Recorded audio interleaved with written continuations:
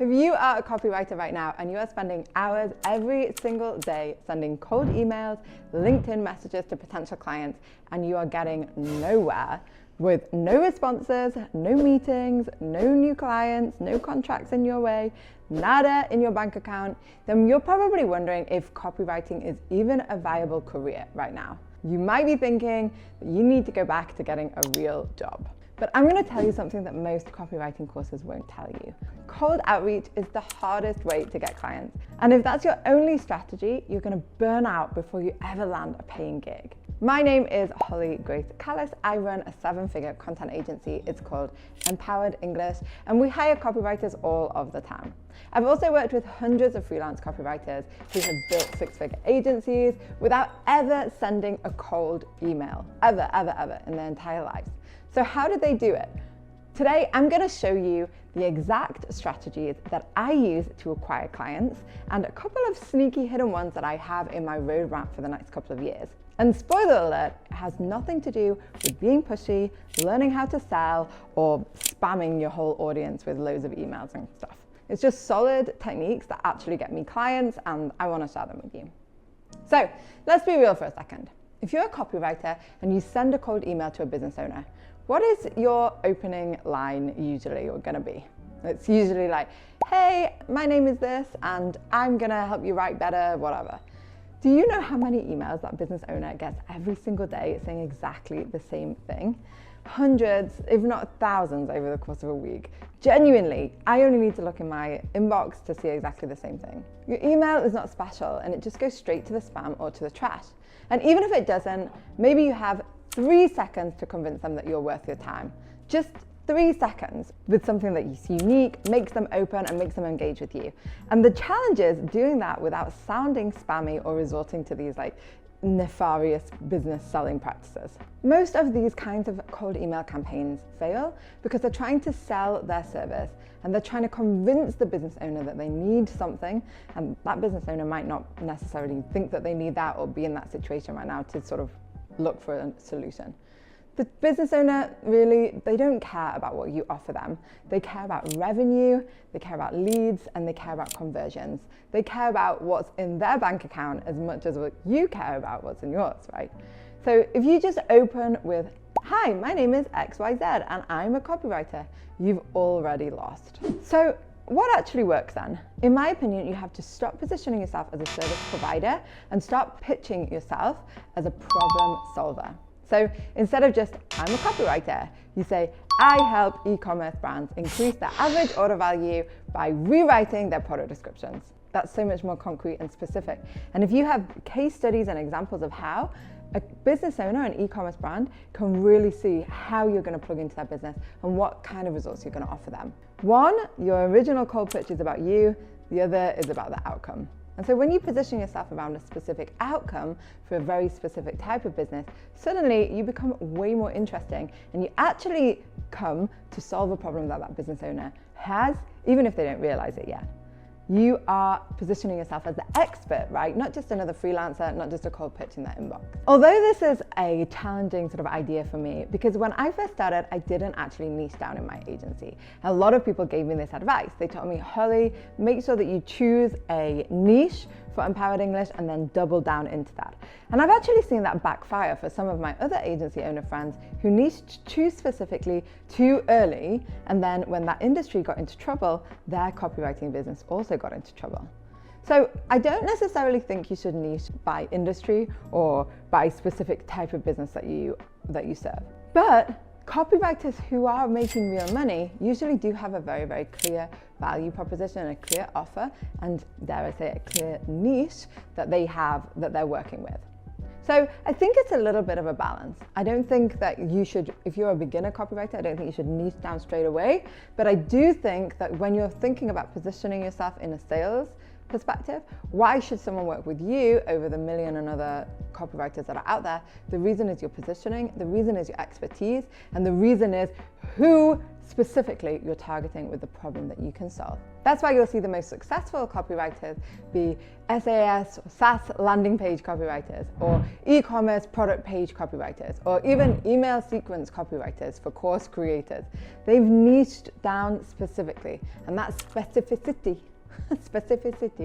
is what gets you hired, right? Because when a business owner is looking for help, they're usually going to be searching for that specific problem and the specific solution to that problem.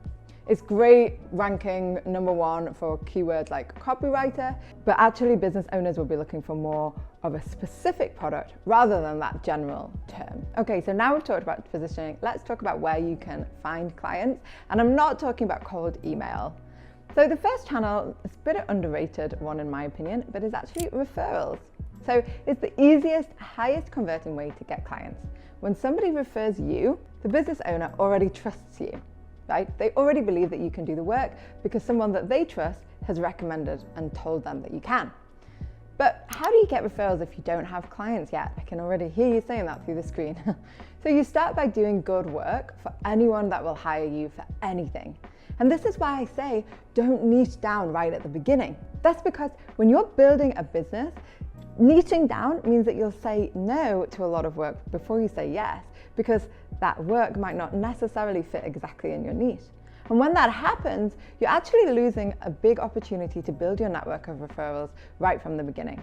So if you're a beginner copywriter, don't niche down, think strategically about your positioning, yes, but also say yes to everyone in your network who needs help with their website copy. And then just focus on doing incredible work for them. No matter whether they are a dumpster rental business, a lash, an online e-commerce lash store, no matter if they are a law firm or a plumbing site or even another marketing agency, do an incredible job and build up your network of people that more people know you offer that service. Once you have a whole repertoire of people who feel confident in the results that you've got, then it's easy for you to ask them, do you know anyone else who might need copywriting or content writing? And that's how you start your referral engine, right? You build up your network by doing exceptional work outside of your niche to make sure that people around you know about the service that you offer. My next advice is to actually take what you offer and do it for yourself. Okay, so do you have a content engine? Is your own content marketing up to scratch? One of the biggest ways that I get clients is through the content that I create. Because content is my expertise, right? So I write about copywriting and content writing on LinkedIn. I share case studies. I'm making these videos. Look at me right now. I'm breaking down things that I love about copywriting, giving advice to business owners hiring copywriters. I'm working with copywriters in that niche. I'm creating big amount of content so that I eventually can position myself as the expert in content and copywriting. This is me building myself a content engine. I'm using my own content marketing skills to do exactly what I say I will do for my clients. And sometimes I think that content and copywriters actually overlook this because it is a huge amount of work, right? But when you show up with valuable insights, people really start to see you as an expert. And then when they need a copywriter, you're usually the first person that they think of. As well as that, what better way of showcasing your skills than to show them this is actually how you make money for yourself. I make money for myself through content. I show my businesses or my clients that I can do that because I do it already for myself and I make a huge living doing that. So what better proof is there to show them what I've been doing for myself? The third channel of acquiring clients, which I think is again a little bit underrated, is actually through building a referral partner network. So this is where you look for partners that serve your ideal customers but aren't actually direct competitors of you. So for example, if you're a website copywriter, you might combine your skills with a website designer or website developer. More often than not, they've got their own content engine, their own profile, their own network, and they have clients who need your skills too. And then you have the skills to deliver that, but you'll probably have clients that need web development or design work, right? And you can't offer that, so you can refer them clients. This partnership I found is actually a really strategic way of building a sustainable copywriting business. And one of the reasons for that is because it can actually become another revenue stream. So for instance, at Empowered English, we actually have our own referral scheme. We have our own referral partner program where we partner with businesses that offer web design, web development, graphic design, maybe video editing, and other sort of services like fractional CMO services or consultancy, maybe people who manage agencies for PPC or paid ads. So those are all an example of people who are in our referral partner network. Now, what we do is we kind of build relationships with them. If we ever have a client that wants to do PPC, for example, we can do the copy, but we can't do the technical setup, or we don't do web development, for instance. So we refer them to partners that we trust, that we know will do a great job. And then on the other hand, as well as that, we pay those people for when they refer content writing clients or copywriting clients to us.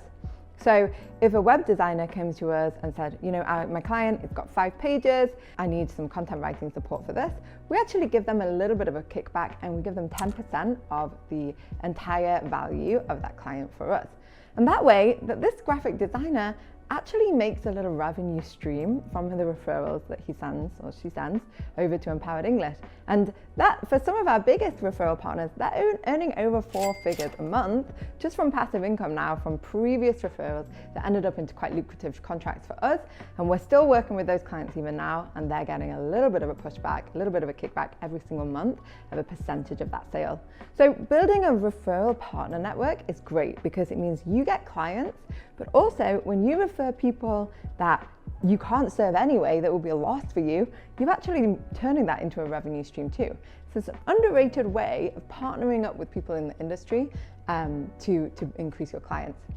One of the other things that I love about this as well, that's just a bit of an aside, is I think that there's so much to learn in our industry, and I'm always fascinated by that.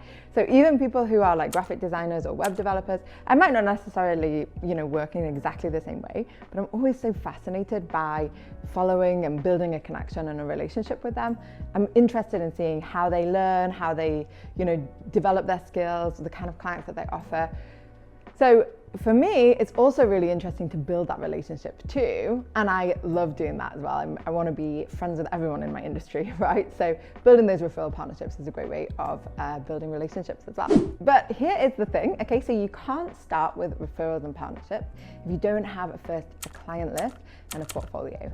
So if you're sat there on the other end of the screen and you're thinking, this is all sounding wonderful, but Holly, how do I even get my first client? Then this is how. You need to reach out to people right now that are in your network already and ask them. So that means your dad's friend who runs a local plumbing business. It means your neighbor who works in the marketing team of the local law firm. It means going into the golf club or the cricket club or the sports club in your local business and talking to the people around there and just saying, hey, yeah, I'm starting this copywriting business and I'm looking for clients. These people don't need to be in the niche. You don't need to be writing for law firms. You don't need to be writing for plumbing firms or sports clubs or anything like this. You just need to find your first couple of clients. You need to get your foot in the door. And this is like that humility aspect of running a business that people often forget. You're not just going to get clients by falling out of the air. They're not going to pay you those initial high prices right at the way. They're not just going to come from nowhere and beg for you to work on their website content and please, I need a copywriter. They're busy, they're doing you a favor, right? You've got to remember that.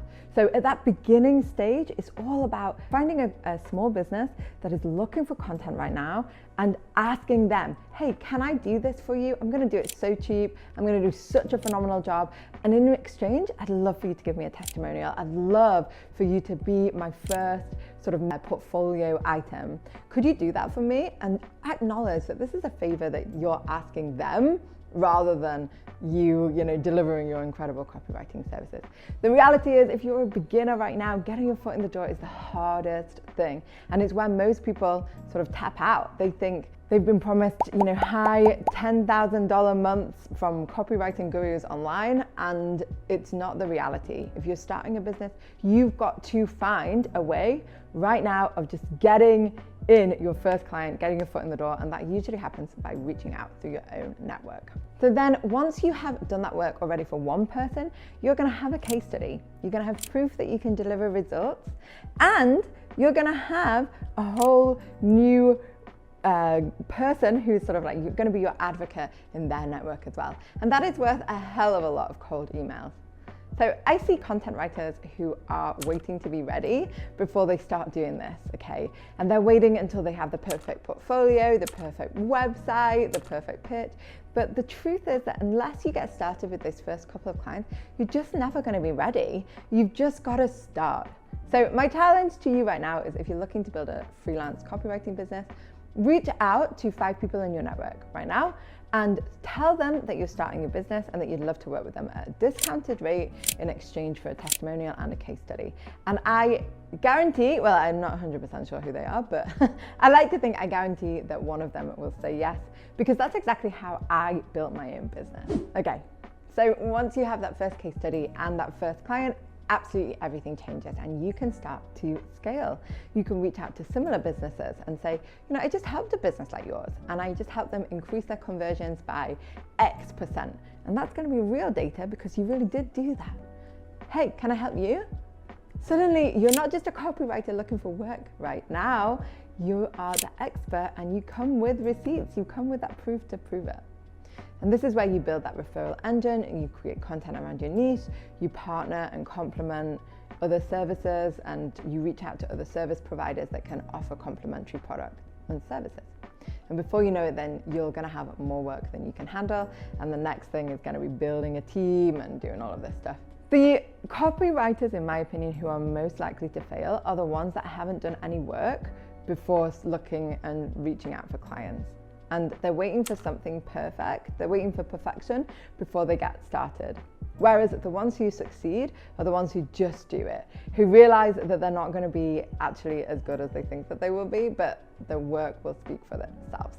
This is exactly how I built my own business. And when I first started, I got my first content copywriting client just actually as a referral from a friend. I started to ask around my friends and say, hey, I'm thinking about getting into content and copywriting. If you know anyone who's looking for that service, let them know, point them in my direction. I'd love to help them. And then my first client actually came from a referral.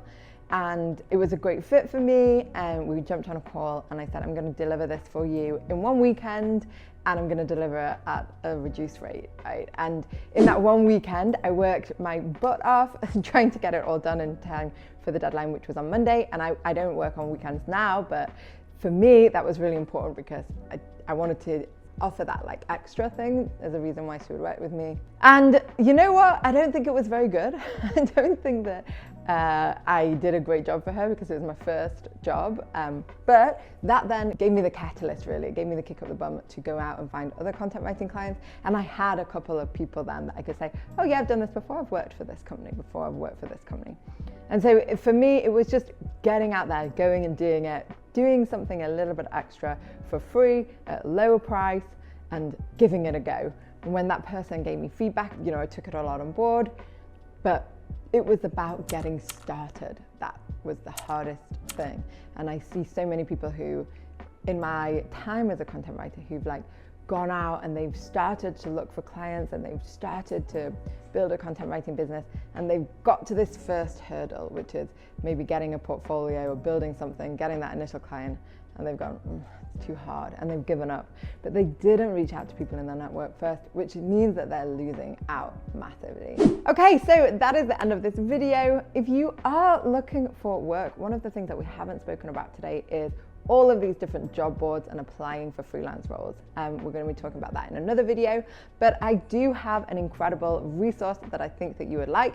If you are a content writer, a copywriter, or anyone in content and you're looking for work, then make sure that you sign up to be on the list for Get That Money.